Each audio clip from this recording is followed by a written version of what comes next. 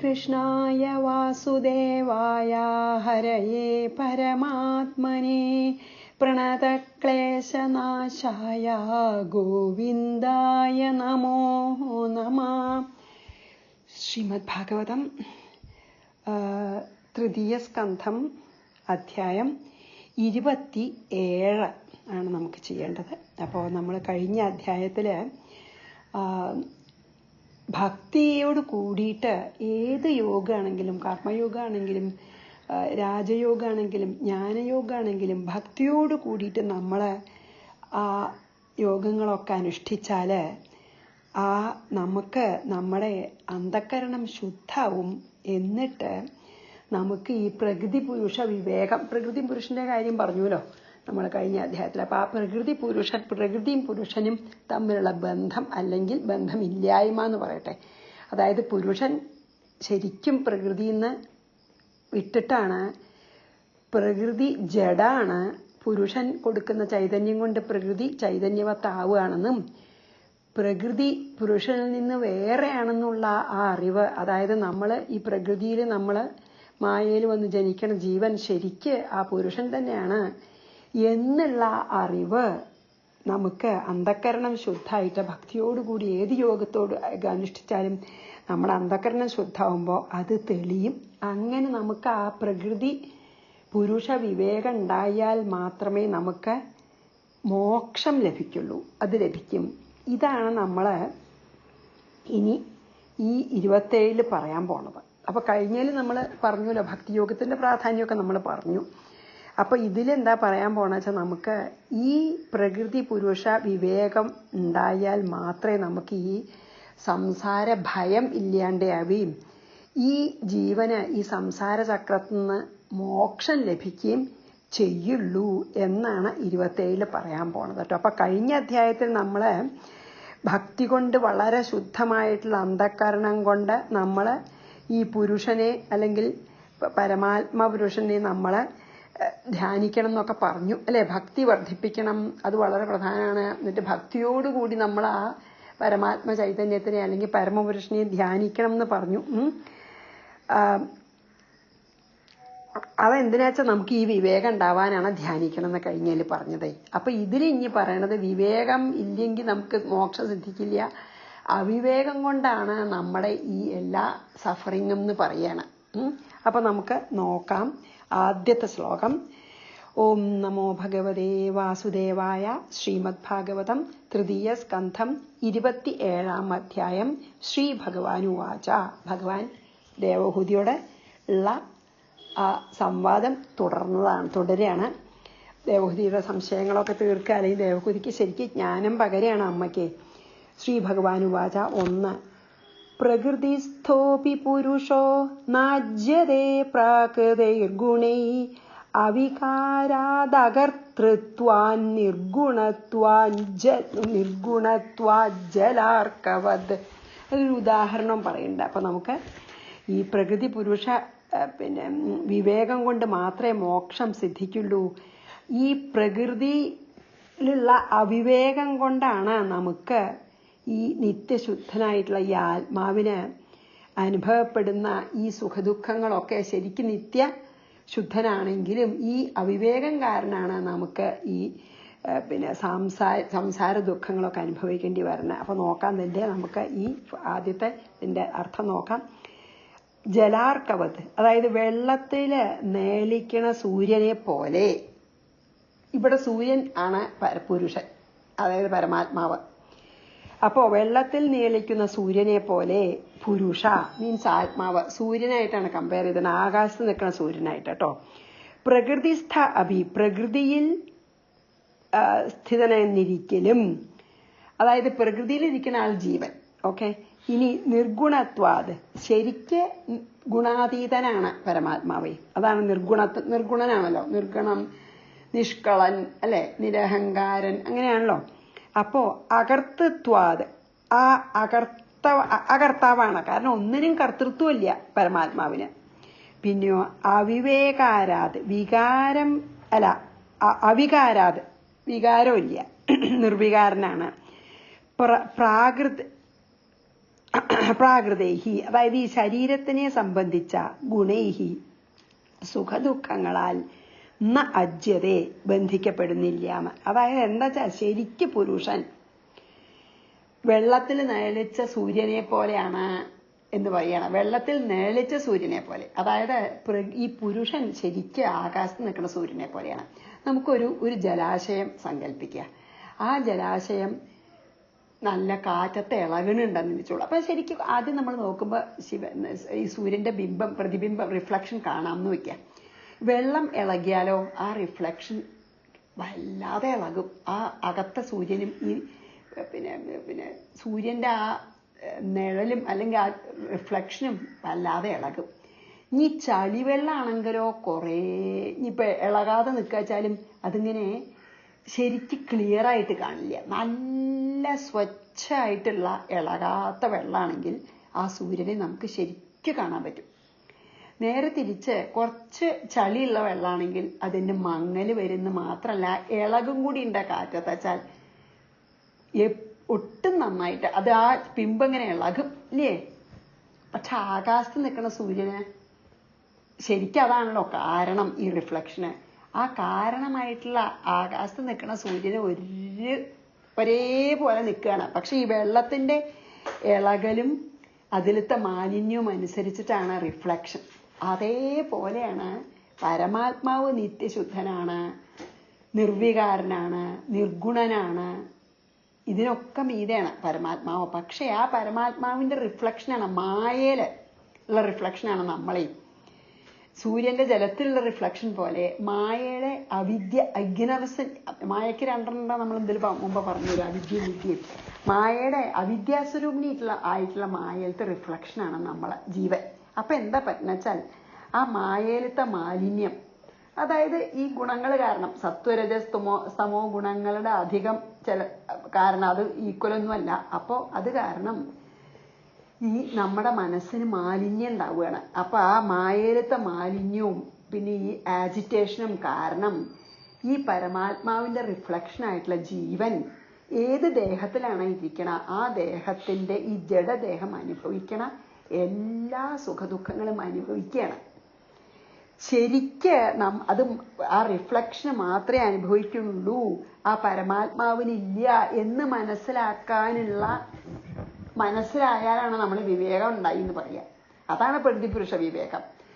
ഈ റിഫ്ലക്ഷനുണ്ടാവണ ചലനങ്ങളും മങ്ങലും ശരിക്കുള്ള സൂര്യനെ ബാധിക്കണില്ലല്ലോ, അല്ലെ? ആകാശത്തുള്ള സൂര്യനെ ബാധിക്കണില്ല. ഈ ജലത്തിലത്തെ റിഫ്ലക്ഷന്റെ ചലനങ്ങളും അത് എത്ര മങ്ങിയിരിക്കണമെന്നൊന്നും, അതൊക്കെ വെള്ളത്തിന്റെ അനുസരിച്ചിട്ടാണ്. ആ വെള്ളം പിന്നെ മലിനാണെന്ന് വെച്ചാൽ അത് മങ്ങിയിരിക്കും. വെള്ളം ഇളകുന്നുണ്ടെങ്കിൽ ആ ബിംബം ഇളകും.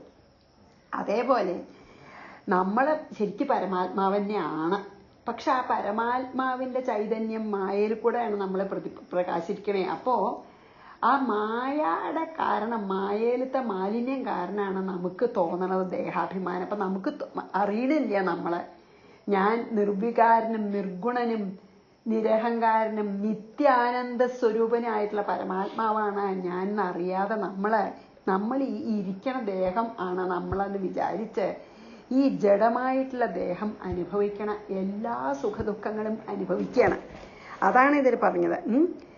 ഈ പ്രകൃതി, ഈ അവിവേകം കാരണമാണ് നമുക്ക് ഈ ശരിക്കും നമ്മൾ ശുദ്ധമായിട്ടുള്ള ആത്മാവാണ്.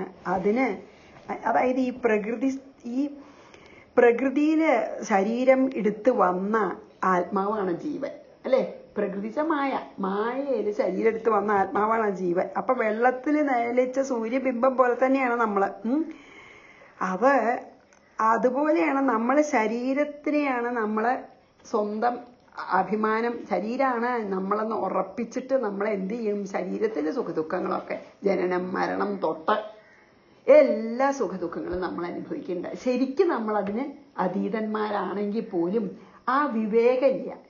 ഞാൻ ഈ പ്രകൃതിയില് പ്രകാശിച്ചിരിക്കുന്ന ജീവനല്ല, ഞാൻ ശരിക്ക് ആകാശത്ത് നിൽക്കുന്ന സൂര്യനെ പോലെ independent of what is happening on the water surface ആണ് എന്ന് മനസ്സിലാവണില്ല.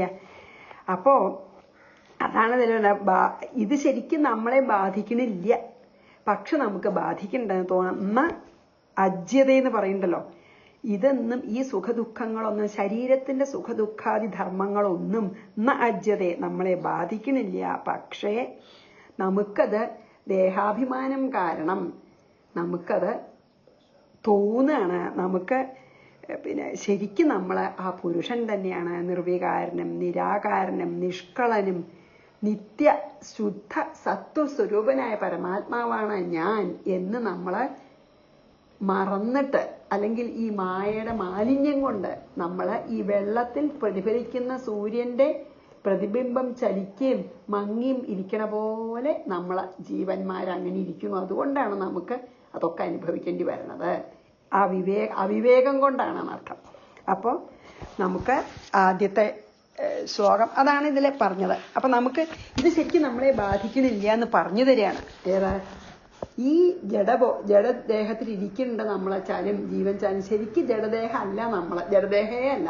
പക്ഷെ അത് നമുക്ക് മനസ്സിലാക്കിയാൽ പിന്നെ സഫറിങ് ഇല്ല. അത് ശരിക്കും നമ്മളെ ഞാൻ എന്ന് പറയുന്ന ആ പരമപുരുഷനെ ഇതൊന്നും ബാധിക്കുന്നില്ല എന്നാണ് പറഞ്ഞത്. പ്രകൃതിസ്ഥോപി പുരുഷോ നാജ്യതേ, നാജ്യതേ പറഞ്ഞു. നാജ്യതേ മീൻസ് ബാധിക്കില്ല. പ്രാകൃതേർ ഗുണ അല്ലെ, അതെ. പ്രകൃതിസ്ഥോപി പുരുഷോ നാജ്യതേ പ്രാകൃതേർ ഗുണൈ അവികാരാദകർത്തൃത്വം നിർഗുണത്വാജ്ജലാർക്കവത്ത്. മനസ്സിലായില്ലേ? അത് കഴിഞ്ഞു. എത്ര നല്ലൊരു ഉദാഹരണമാണ് അല്ലേ അത്? അസൽ ഉദാഹരണം. 2 സ ഏഷയർഹി പ്രകൃതേർ ഗുണേഷ്വഭിവിഷജ്യതേ അഹം ക്രിയാ വിമൂഢാത്മാ കർത്താസ്മീത്യഭിമന്യതേ. അതിന്റെ അർത്ഥം നോക്കാം നമുക്ക്.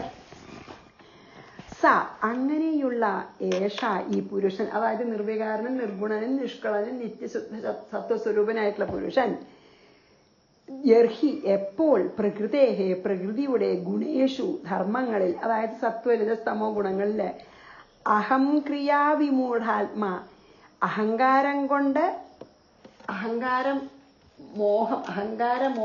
മോഹിതനായി അഭിവിഷജ്യതേ അതായത് എപ്പോഴാണ് ഈ പ്രകൃതി ഗുണങ്ങളാൽ അഹങ്കാരിയായിട്ട് ഇതില് ഈ സംസാരത്തിൽ ആസക്തനാവണത്, മീൻസ് അറ്റാച്ച്ഡ് ആവണത്, കർത്ത അസ്മി ഇതി, അപ്പൊ ഞാൻ തന്നെയാണ് ചെയ്യണ എന്ന അഭിമാനിക്കുകയാണ്. അതായത് ഐ ആം ദ ഡൂവർ എന്ന് നമ്മൾ വിചാരിക്കുകയാണ് ഈ ദേഹം ചെയ്യണതൊക്കെ.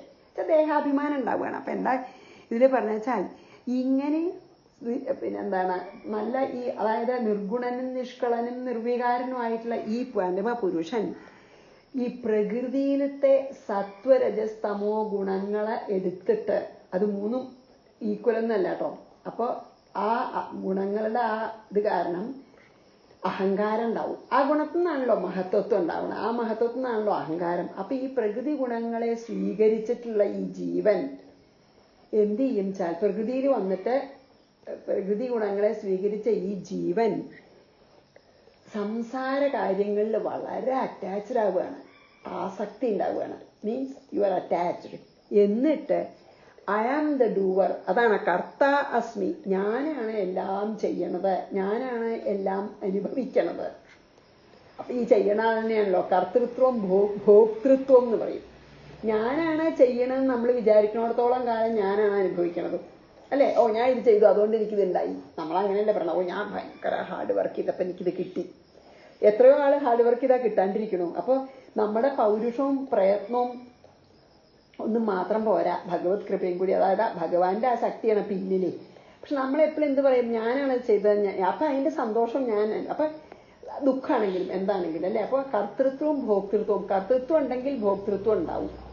അപ്പൊ നമുക്ക് എങ്ങനെ അത് ഉണ്ടാവണം എന്നാണ് പറയുന്നത്. ശരിക്കും നിർവികാരനും നിഷ്കളനും നിർഗുണനും ഒക്കെ ആയിട്ടുള്ള എപ്പോഴും ആത്മാരാമനായിട്ടുള്ള ഈ പുരുഷനെ എങ്ങനെ ഉണ്ടാവണം വെച്ചാൽ, പ്രകൃതിയിലത്തെ ഗുണങ്ങളെ സ്വീകരിച്ച് ഈ പ്രകൃതിയിൽ ഈ എന്താണ് ഭൗതിക സുഖങ്ങൾ ആസക്തനായിട്ട് ഞാൻ ദേഹം ആണ്, ഞാൻ ഈ ജീവൻ വിചാരിക്കുകയാണ് ഞാൻ ഈ ദേഹമാണ് എന്ന പരമപുരുഷനാണെന്ന് മറന്നിട്ട്, കാരണം മായയിലത്തെ ഗുണങ്ങളൊക്കെ മാലിന്യങ്ങൾ കാരണം ഞാൻ ദേഹമാണെന്ന് അഭിമാനിക്കുകയാണ് ജീവൻ.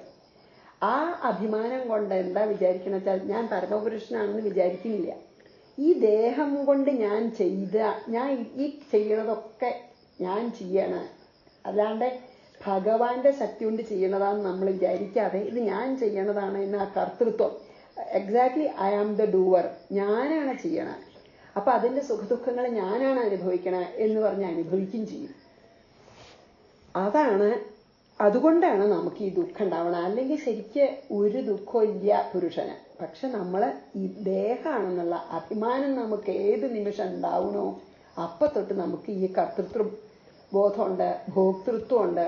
അപ്പൊ നമ്മളെല്ലാം ഈ ജഡദേഹം അനുഭവിക്കുന്നതൊക്കെ നമ്മൾ അനുഭവിക്കുകയാണ് എന്നാണ് പറഞ്ഞത്.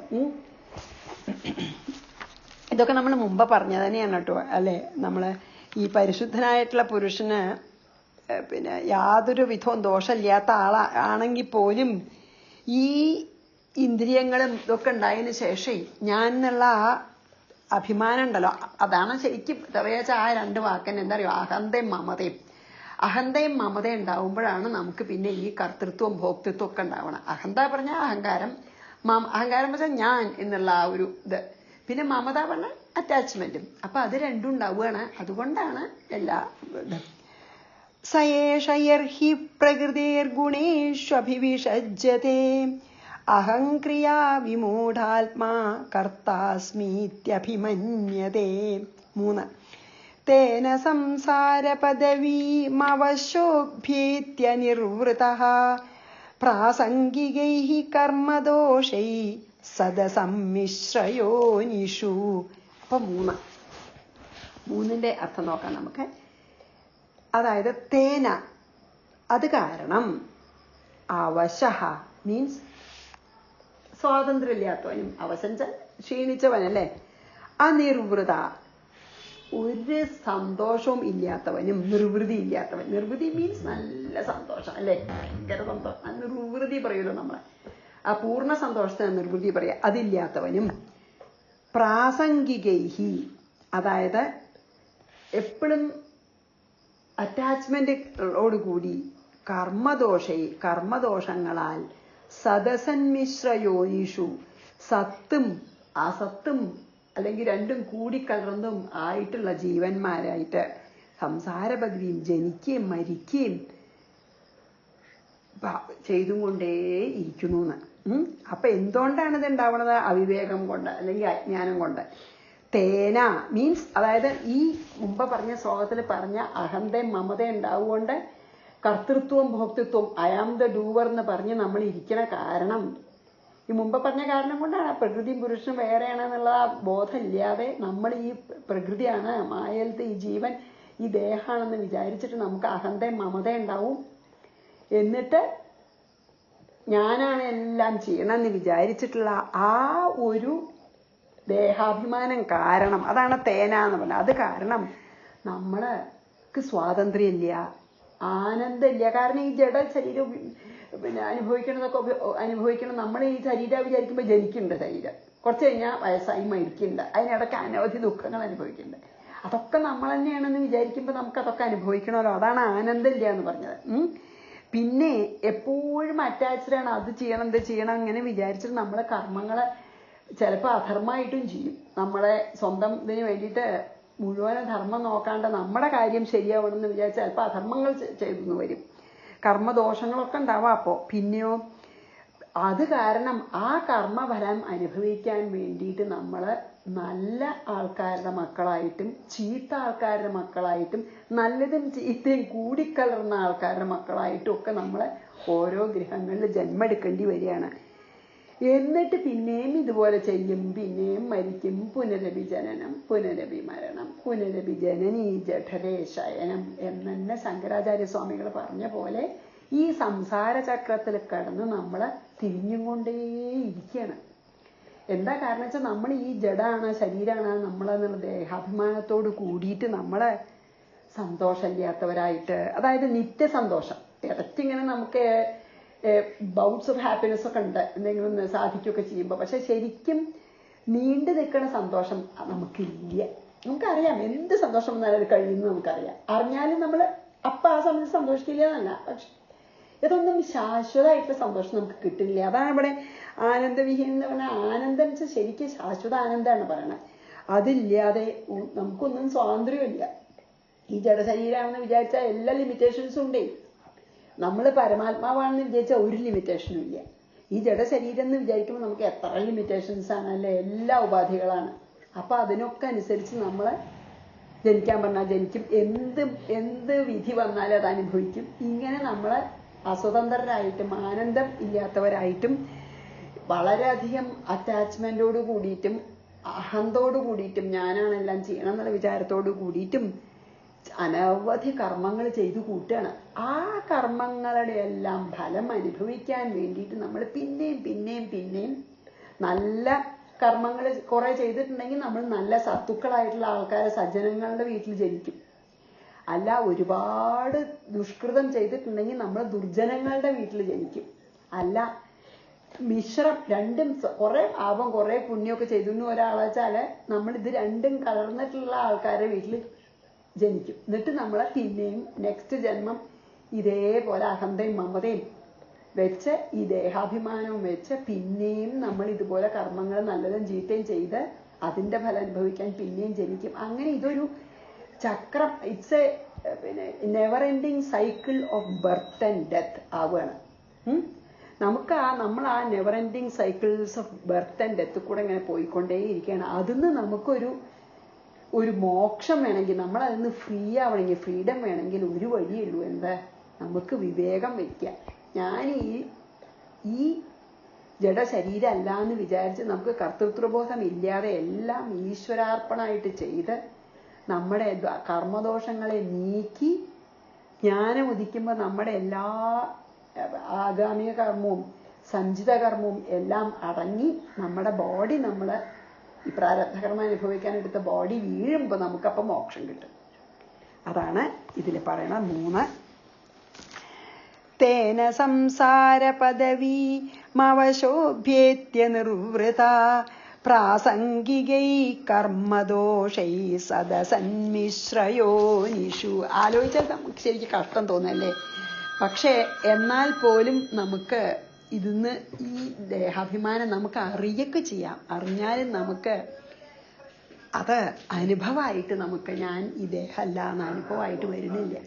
അത് അനുഭവമായിട്ട് വരണം, എന്നാലേ നമുക്ക് വിവേകം ഉദിച്ചു എന്ന് പറയൂറ്റു. അതാണ് പറഞ്ഞത്. ഇനി നമുക്ക് എത്രയായി 3 ഇത് മുഴുവൻ ഇങ്ങനത്തെ കാര്യങ്ങളാവുകൊണ്ടേ എവിടെ എത്രയാ പറയണ്ടേ എങ്ങനെയാ പറയണ്ടെന്ന് അറിയില്ല. അപ്പൊ സമയം ചിലപ്പോൾ ആയിട്ടുണ്ടാവും. അപ്പൊ നമുക്ക് 3 വായിച്ചിട്ട് നമുക്ക് പിന്നെ നിർത്താം. 3 വായിച്ചൂലോ. അപ്പൊ നമുക്ക് ഇനി 4 ഇപ്പോൾ വേണ്ട, ഈ സെഷൻ നിർത്താം. നമുക്ക് എല്ലാവർക്കും ദേഹാഭിമാനം കുറഞ്ഞു വരണേ എന്ന് നമുക്ക് പ്രാർത്ഥിക്കാം. ശ്രീകൃഷ്ണാർപ്പണമസ്തു. സർവത്ര ഗോവിന്ദനാമ സങ്കീർത്തനം. ഗോവിന്ദ ഗോവിന്ദ. ഗുരുവായൂരപ്പ ശരണം.